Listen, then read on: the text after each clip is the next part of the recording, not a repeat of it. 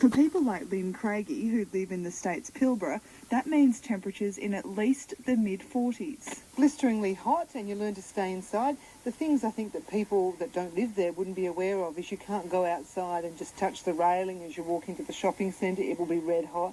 Your car steering wheel will be red hot, your seat belts, and people can get quite significant burns from simply getting into their car. The chair of the Pilbara Regional Council is hoping WA residents will take the extreme temperatures seriously.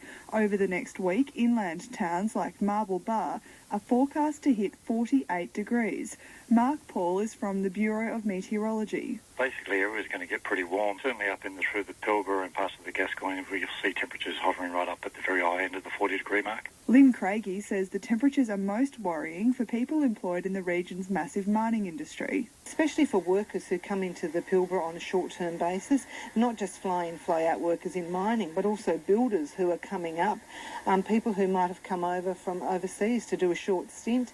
They find 35 degrees is hot and will be stripping off their shirt, can get very sunburnt, very dehydrated very, very quickly. The Bureau's Mark Paul says Perth is forecast for late 30s and up to 40 degrees this week. Parts of WA's wheat belt will hit 45. You're going to see the conditions warm up right through the end of the week into the weekend and probably even Monday as well. Looks like a fairly solid week. By Monday you might see a bit of a humid change on the west coast again and then basically possibly starting to warm up. And while some West Australians will struggle in the heat, Lynn Craigie says most locals in the north are used to it. Most of us have a bottle of water tucked away in the boot of the car for those emergencies, but it's very common to find people who are out there who break down who haven't got it. And of course you don't last a long time without water in those conditions. Will there be a few at the pub when the temperatures are getting close to 50? Yeah, well, I'd like to say yes, it's a great place to go, but of course people are restricted by what they can drink and still work, and also alcohol is not a great energiser when you're dehydrated, so we try and encourage people to drink